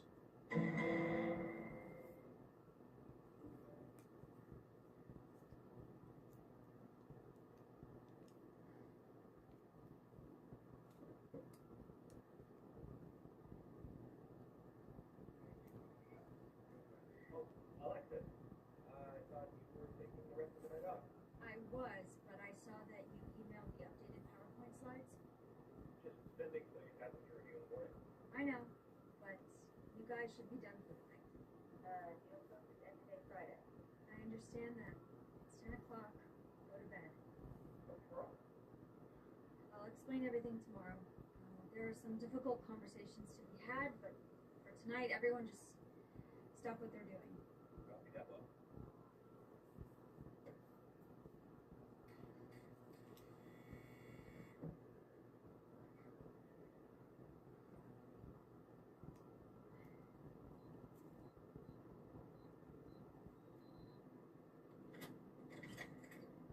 What the hell are you doing here? DOA is Alexis Morfield. 34, owner of the house, lived alone. Nice neighborhood. Time of death somewhere between 10 p.m. and 2 a.m. Discoloration and bruising around the neck, and particularly hemorrhage in the eyes. Looks like she was strangled. Any indication of sexual assault? Looks like there was a struggle. We're knocking on doors, but no witnesses so far. There's blood on her fingernails. Looks like she scratched the attacker. She's still wearing her jewelry, and I assume that's her laptop there. This alarm system. They had cameras for it?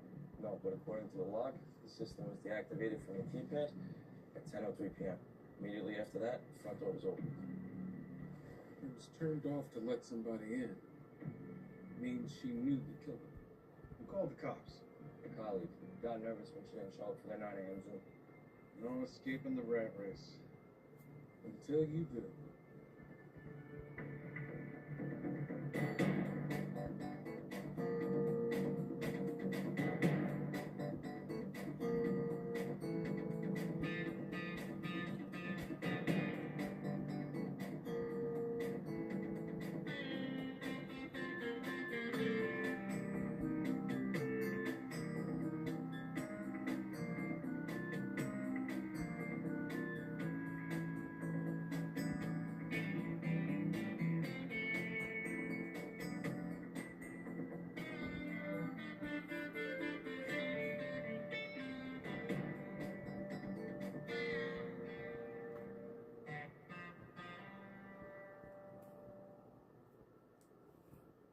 Alexis and I had a touch base every morning at 9. I tried calling, emailing. I knew something was wrong. Just can't believe she's dead. Were you too close? Close as you can be without having never met in person. But we were in virtual meetings together 16 hours a day. Was there anything unusual happening with Alexis? Any problems? Issues? She was really distracted yesterday.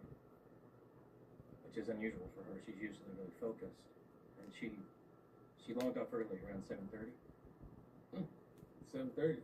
That's early? Yeah. If we're done before 10, it's like a vacation day. Yeah, they started letting us turn off our cameras around 9. That really solves the problem. What do you do? I'm a consultant. Alexis and I are working together on a project. And what did Alexis do? She's the CFO of Questar. The electric car company. It's like a New York version of Elon Musk. Cars, rockets, robots, and whatever else Ethan Merritt found sexy and unimaginable at the time. Emmy was able to recover DNA from under Morpheus' fingernails, but no match in the system. What do you got? Vic's phone records. Dozens of texts and phone calls every hour, all hours of the day. All to work contacts, including Ethan Merritt himself. Townhouses in the West Village aren't going to pay for themselves. Check this out. At 8:37 p.m., she texted Merritt, "There is a problem, we need to talk," but Merritt doesn't reply. No call, no text. Maybe he responded in person. Alexis was a total package. Smart, kind, brilliant. Yeah, dedicated to her work, too, as far as we can tell. Absolutely. And she totally got me, you know, got what I wanted this company to be about. Changing the world, right? Yeah, why stop there? Let's terraform Mars, man. Cure cancer. Let's end world hunger. Zero-emission vehicles are just the beginning. I'm Batman. She was my Robin. I don't know what I'm going to do without her. It says here that she sent you a text last night saying that you have a problem. I know. I feel terrible. I was already asleep when she sent it. Didn't see it until this morning. You were asleep at 8:30? I start my day at 3:45, work out for 90 minutes, and then I go to the office. That's quite a regimen. Positive change starts from within. I figured whatever the problem was, we could discuss it when she got into the office. You have any idea what that problem might have been? Unfortunately, yes. She was having problems with a former employee. I promoted Alexis to CFO 6 months ago. Her predecessor didn't take well to it, so accused her of sabotaging him. Did he ever threaten her? Not sure they were actual threats, but he did send her a few distasteful emails. Emails weren't hard to find. She saved them under a tab labeled threats. Huh. She's keeping receipts. Or she's just really organized. Regardless, this guy, Bellantoni, he goes at her hard. Calls her a viper, backstabbing bitch. Make no mistake, I will destroy you. This guy has a legit temper, too. His ex-girlfriend filed for a restraining order 3 months ago, said that he was stalking her, claimed he got physical on a few occasions. Just found video of Bellantoni and the victim near a townhouse, day before the murder.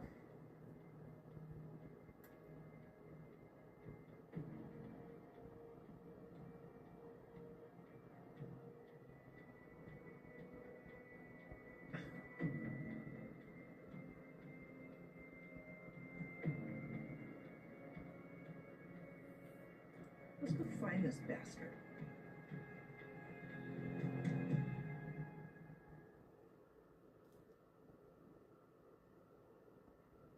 Okay, so I sent a few ill-advised emails when I was drunk.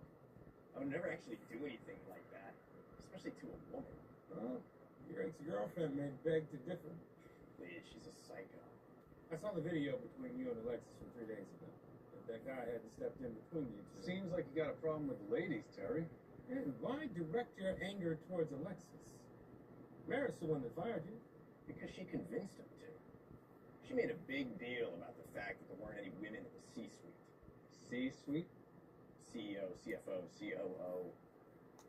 Started complaining about the optics, made some veiled threats. Next thing I know, she's decorating my office with her eco-friendly furniture. Why are you freaking out about this severance deal? It looks like you're doing pretty well for yourself. That's not the point. I was employee number 6 at that company. I ruined 2 marriages, working nonstop to get it off the ground. And now I'm out because Twitter says being a white man is the moral equivalent of being a serial killer. Where were you 2 nights ago around 10 p.m.? Palo Alto. Just pitching a new startup to investors. Took the red eye back this morning. Okay. You know anybody else who shares your feelings about Alexis Morphew? Lots of people. She was civil and beautiful. She had sharp elbows. She talked to Kayla, her assistant. She'll know where the bodies were buried. Everyone loved Alexis. She was so bright and confident. A total queen, you know, kicked ass at work, but still treated everyone with respect. So, do you know of any specific problems she was having? Or anyone who may want to hurt her? No, sorry. Was there anything unusual going on in her life? No. Except for... I don't like to gossip. We're cops. It's information, not gossip. I think she might have been seeing someone. I guess he was married too, because she kept sneaking off in the middle of the day to these meetings that weren't on her calendar. It was nosy of me, but one time she said she was going to the doctor. I called his office. The receptionist said she was never there. Could be a lot of explanations for that. I know, but about a week ago, I overheard her on a phone call saying, "We can't be seen together." We went through her phone and text messages. We never saw anything like that. Because she was using a second secret phone.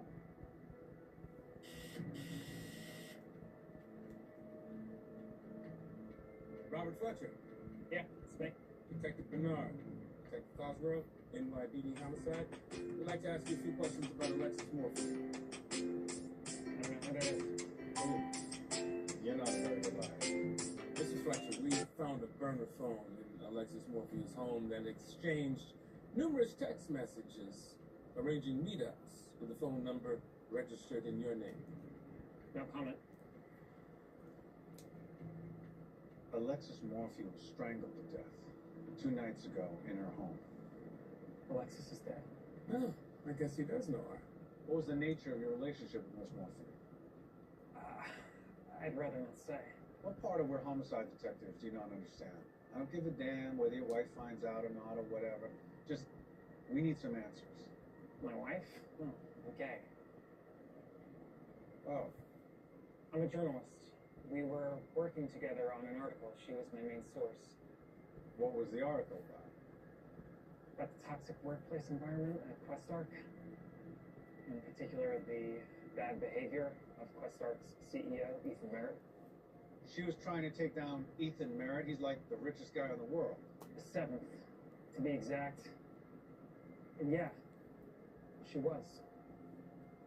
We were really close to doing it, too.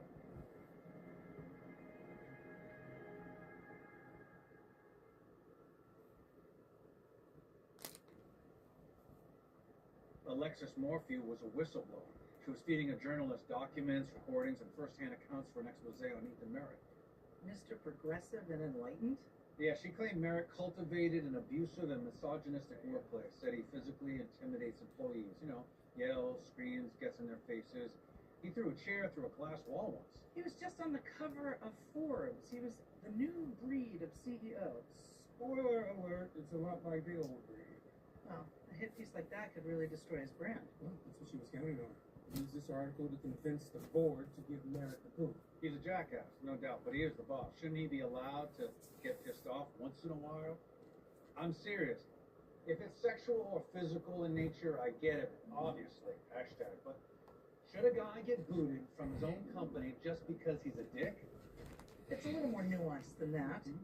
You don't have to like the people you work with. He's sending us a message, Kate? Probably. But luckily, I don't care. Dig deeper into his alibi.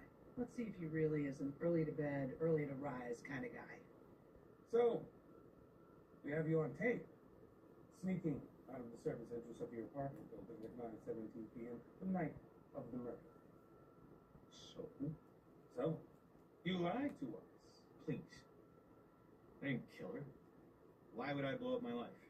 My very good life, I might add. Just because Alexis Morphew was bitter and disgruntled? Because if the article gets published, that very good life just disappears. Like I said, I had no idea she was trying to take me down. Why'd you lie to us then and say you went to bed at 8:30? Because I have to worry about appearances. About people like Alexis, who are looking to destroy my life. What do you mean? I'm dating an employee. I was with her that night. Didn't want anyone to find out. Relax. It was totally consensual. Just so word gets out. This day and age, please. This woman have a name? Shannon Dunshire. I can give you her contact info. You think you can give us a sample? Would you consent to a DNA swab? If it'll make this go away quicker, absolutely.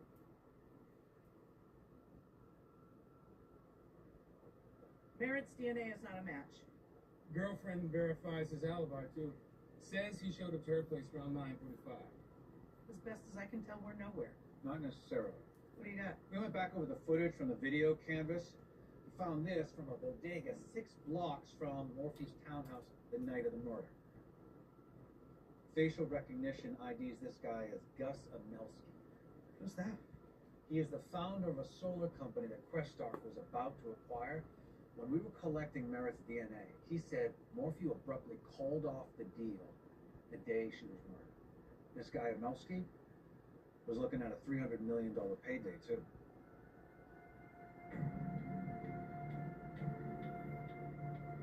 I don't know what to tell you. Yes, I went to Alexis's house that night. Okay. She called me earlier in the afternoon, freaking out. Said that she was going to terminate the deal, that there'd been a mistake, and the company had been overvalued. I wanted to fix things, see if I could resurrect the transaction, so I begged her to have a drink with me. I went to her house, knocked, she never answered. What time was that? It was around 10:15 or so. And you never saw her? She never opened the door? Correct, yeah. I rang the bell a few times, and then I left. I just figured that she'd changed her mind. Look, I did not kill Alexis, okay? That is ridiculous. Alexis blew up a deal that was going to make you a super rich guy. Hours later, you show up at her townhouse, never actually see her. Yet at the same time, she ends up strangled to death. That sounds ridiculous to me. I am telling you the truth, okay? You can ask Colin Baker, the consultant that Questark hired. I bumped into him about a block away from her house. Yeah, I asked him if he'd heard from Alexis, if he knew what was going on with the deal, but he just sort of blew me off. Kept walking. Look, I've already told you everything I know. Well, we just have a few follow-up questions, Mr. Baker. Look, I really don't have a lot of time, okay? Why? Where's the fire? I'm putting out several, actually. Used to work at the State Department before I became a consultant. Took this job because I thought it'd be less intense than negotiating with hostile nations. Do any of these fires have to do with the acquisition of race trucks? No, that deal's dead. Alexis messed up the numbers. You sure the mistake was hers? Yes, I am. Mr. Baker, you said you had never met Alexis Morphew in person. That's right. We have a witness that says you were a block away from her townhouse the night of the murder. I was out taking a walk. I never went to her house. So, you weren't there? No. Look, that's ridiculous, okay? How dare you accuse me of doing something like... Look, I didn't do anything, okay? Calm down, Mr. Baker. I'm sorry. I have been awake for 2 days straight, and I have, on top of everything else, I've got a migraine. So, Do you mind rolling up your sleeve for me, please?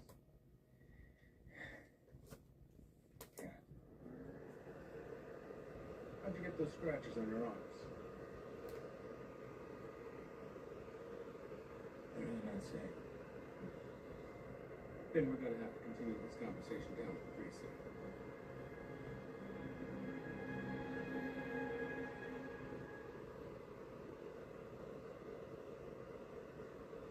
Docket number CR 2304482, People v. Colin Baker, charges murder in second degree.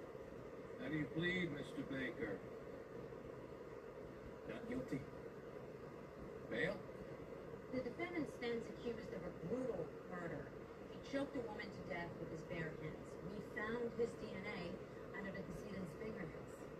Mr. Baker has established ties in multiple foreign countries from his time working in the State Department. People believe he's a flight risk and we're seeking on that. Ms. Marcus. My client has strong roots in the community and no criminal history. As Ms. Maroon mentioned, he worked for the United States government in a position that required him to pass high-level security clearance. I'd also point out that Mr. Baker suffers from a debilitating medical condition that requires constant attention. What type of condition? He suffers from severe migraines. I ask that a reasonable bail be set so he can be cared for at home by his wife, who is a physician. I get headaches too, Ms. Marcus. Defendant is remanded.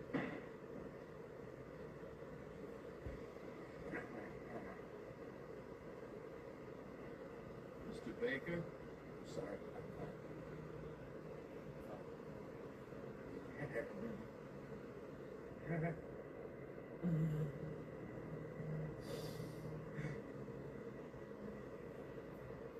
heard Colin Baker put on quite a performance in the courtroom today. Wasn't a full Harvey Weinstein with the Walker routine, but it was close. I have to admit, he was pretty convincing. He's a consultant, a strategist. He's setting up his defense. He wants to appear too frail to commit the violent, physical act of strangulation. They just filed a motion to suppress. Suppress what? The DNA sample the police collected from Baker. He voluntarily agreed to a swabbing. Yeah, signed a consent form too. We have it all on video. As you can see, the defendant is oriented and aware. He made a knowing, voluntary waiver of his rights. My client was experiencing a severe migraine. He conveniently failed to mention that at the time of the swabbing. He told the detectives when they first questioned him, in addition to his migraine, he'd also been awake for over 36 hours. Again, he never mentioned that to the detectives. Yes, he did. He was suffering from severe emotional exhaustion and sensory overload. He would have signed over the deed to his co-op if someone had put it in front of him. In addition, Mr. Baker was on a heavy dose of sumatriptan for his migraines. It has a number of side effects, including dizziness. Your Honor, the defendant never told the detectives. Next time you want DNA, get a warrant. Defendant's motion to suppress is allowed. DNA is out.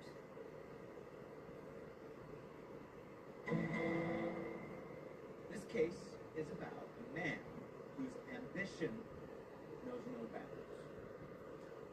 The defendant was on the partner track at one of the most prestigious and cutthroat management consulting firms in the world.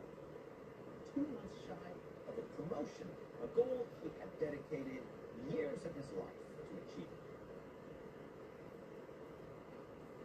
The problem was, he had a secret, one that could end his career. In preparing the valuation analysis for a potential merger, he made a serious mistake in the projected cash flow of the target company. Long story short, he overvalued the company his client wanted to buy by approximately $100 million. When his client, Alexis Morphew, found out, she terminated the deal, realized they would be grossly overpaying. Problem is, Alexis knew that he was the one who made the mistake. And if she told the defendant's boss about this reckless error, he'd be out of a job. So he decided to do something about that. The evidence will show that on April 6th, approximately 10 p.m., Colin Baker entered Miss Morphew's home, wrapped his hands around her neck, and squeezed the life out of her. In doing so, he kept his secret safe. And his dream of making Parker alive.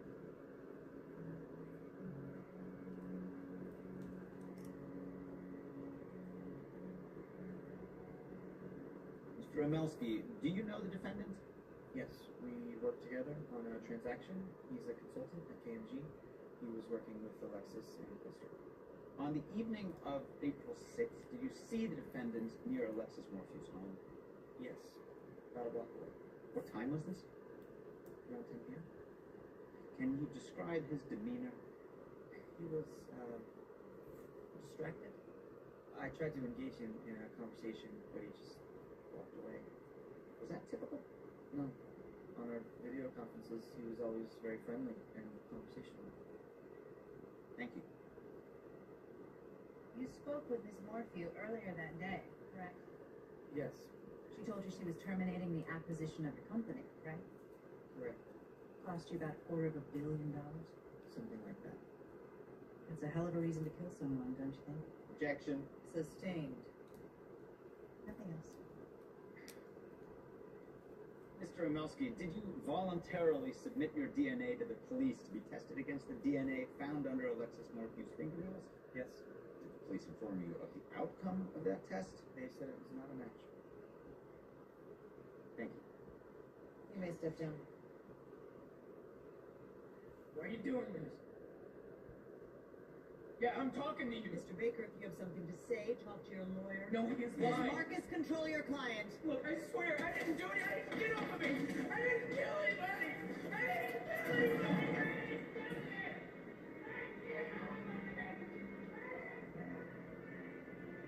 The hell was that?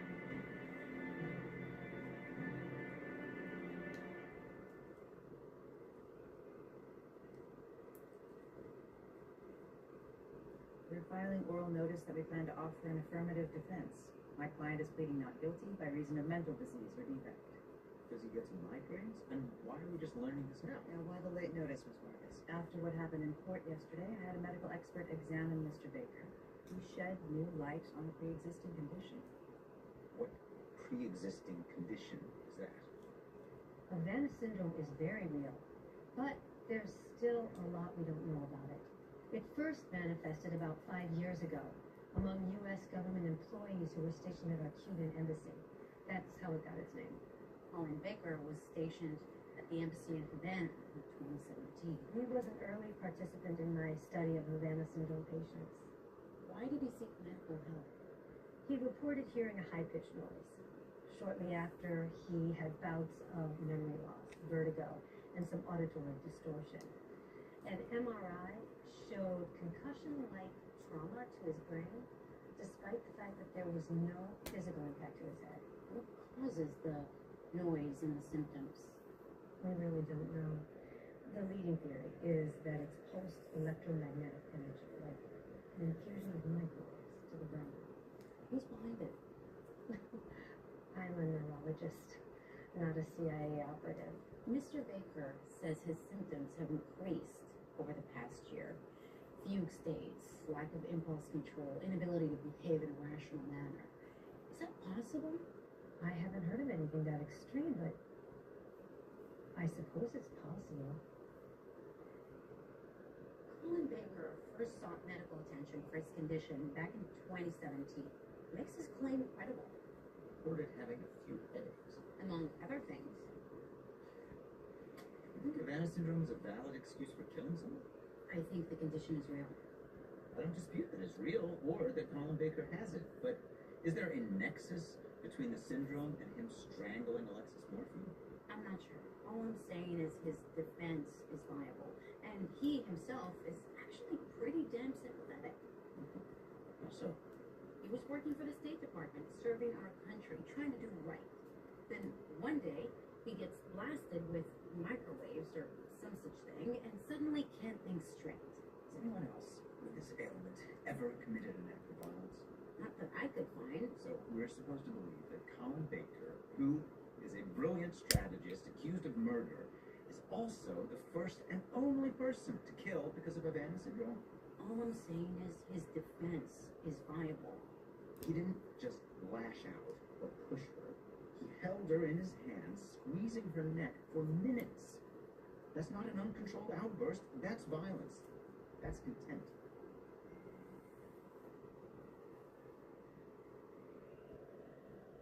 Defense just subpoenaed the deputy director of the CIA. Thanks for meeting with me, Jack. Of course. I haven't been subpoenaed in 15 years. Means you're not trying hard enough. You know, Jack, for a variety of reasons, me testifying at this trial is a really bad idea. What does the defense hope to elicit? That the heartless CIA ignored evidence of Havana syndrome for years. We don't care about our employees. If we just done our damn job. Pulled Colin Baker from his post when we first learned of this, he never would have been injured in the first place. And would they be correct? So, they want to put the agency on trial. Deflect blame away from Colin Baker. The lawyers are preparing a motion to quash, but there's a good chance we'll lose. You want me to plead him out? Avoid the possibility entirely. I want you to consider it. It was a brutal murder, Graham. I understand. Like I said, I'm just asking you to consider it.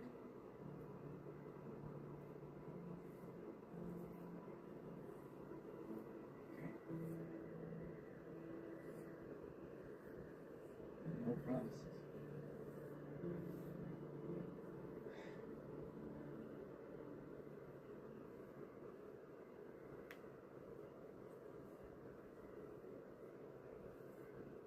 All due respect, I have no interest in considering a plea for Colin Baker just to cover up the federal government's blunders. That's not what this is about. The defense is going to muddy the waters, shift the blame away from Colin Baker to the United States government. A faceless, unsympathetic enemy that it's easy to hate means you could lose. Colin Baker is lying through his teeth. There's no credible scientific data that suggests Havana syndrome causes people to irrationally commit murder. We have a solid motive, a solid and perfectly rational motive. We have a witness that puts him near the victim's home. What I'm saying is that the facts, the science, are in our favor. I don't dispute any of that. But it's easier to hate the feds than a handsome government worker with a wife and 2 kids who was unknowingly attacked by a foreign agent. If this is about the defense's subpoena, you can tell your friend at the CIA. You're missing the point, Noel. This isn't about politics. It's about playing the hand you have, not the hand you wish you had.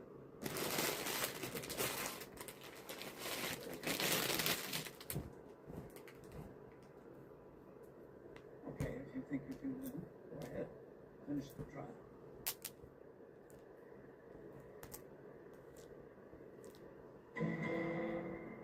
Dr. Grady, have you reviewed Mr. Baker's medical records from his time at the State Department? Yeah. I've also conducted my own examination. And what's your assessment of his condition? Mr. Baker's symptoms are consistent with Havana syndrome. And those symptoms, particularly the more recent ones, bear a striking resemblance to CTE, chronic traumatic encephalopathy. Like what football players get? Correct. Even though Mr. Baker's never played football or any other contact sport. How is that possible? When Mr. Baker first sought treatment for his Havana syndrome, brain scans showed he'd suffered multiple severe concussions as a direct result of whatever was causing the syndrome. We know that CTE is caused by that kind of trauma to the brain. And sufferers of CTE are known to be prone to uncontrollable, violent outbursts. Isn't that correct? Yes, the damage to the brain affects the patient's ability to control their emotions and impulses. In your medical opinion, did Mr. Baker's condition prevent him from understanding the nature and consequences of his actions on April 6th? I believe so, yes. Thank you. No further questions. Dr. Brady, it's impossible to accurately diagnose CTE in a living person, correct? Well, a diagnosis can be inferred from symptoms and context. But currently, the only scientifically accepted way to verify the presence of the disease is by conducting a post-mortem dissection. Correct. How many people with Havana syndrome have you studied? About 1,000. None of these other people claimed their condition also gave them CTE. Correct. And none of them blamed their condition for committing acts of violence. Yes, I believe that's right. None of them strangled the life out of another human being. Objection. Sustained. Nothing further. When we left Havana, we went back to D.C. so Colin could be treated at Walter Reed. What type of symptoms was he experiencing at the time? He lost vision in one eye, and he had a lot of dizzy spells. He had to wear a weighted vest to keep his balance while walking. Did his symptoms improve? Yes, he was able to function, and he regained his sight. Did he go back to work? He took the job at KMG, and we moved to New York. Did his symptoms start back up? Yes, but they were different this time, and to be honest, we didn't even make the connection. What do you mean? Colin was always really kind and gentle. But over the past year or so, he started getting angry, having violent outbursts. The smallest thing would set him off. He was like a different person. I considered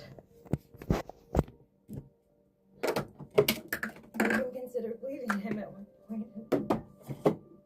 I feel terrible. I didn't realize it was the Havana syndrome.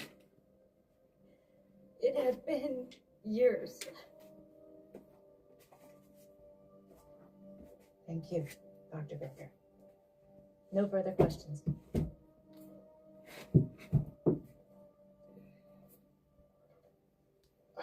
Dr. Baker,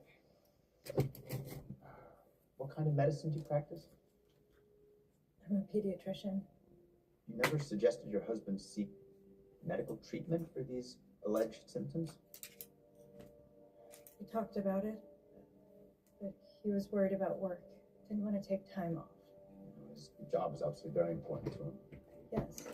He wanted to protect his status. He didn't want anything to interfere with his desire to be a partner. No, that's not what I meant. Regardless of what you meant, the fact is that since you've been living in New York, your husband never sought medical treatment for these allegedly debilitating symptoms, did he?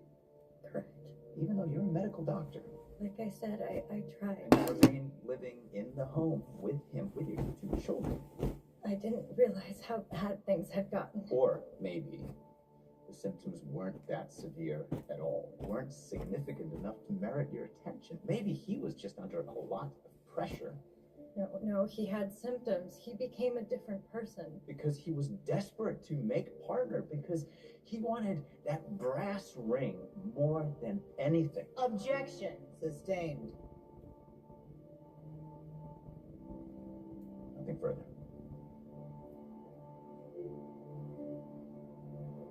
Mr. Baker, did you go to Alexis Morphew's house on April 6th because you planned to kill her?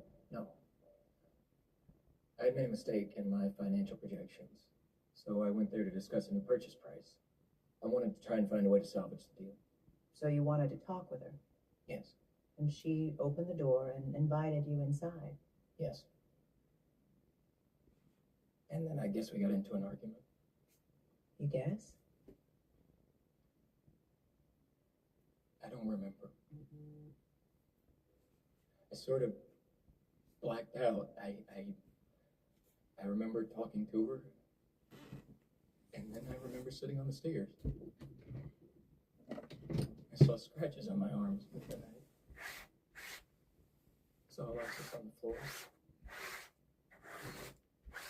Dead. What did you do? I panicked. I ran home. I didn't understand what was happening. I didn't intend to hurt her. She was my friend. I'm so sorry. Thank you, Mr. Baker. No further questions.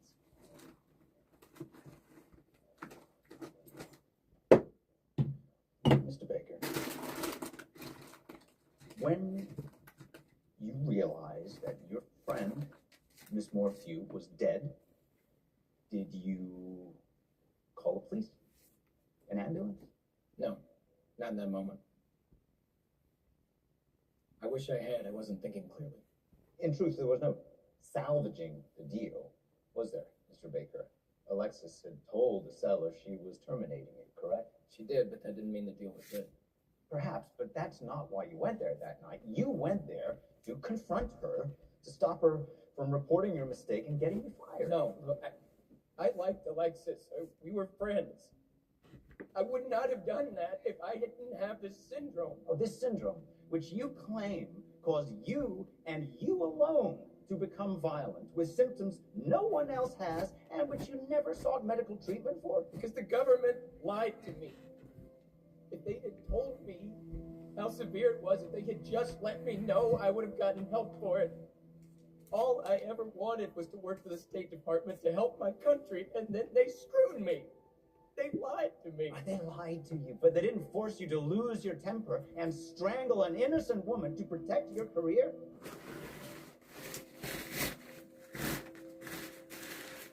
That's right. They didn't. But it still happened. And I honestly don't know why. And I'm sorry. I can't take it back. I wish I could take it back, but I can't, and I don't know what to do. I'm sorry. I will never forgive myself. I'm sorry. I'm sorry.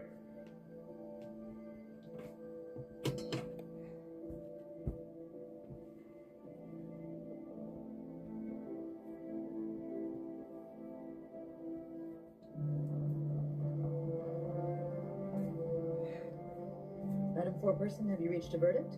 We have, Your Honor.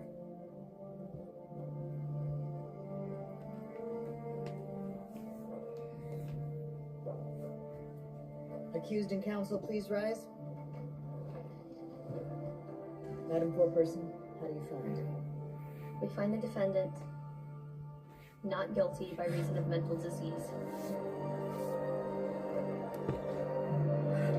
All right, see y'all later.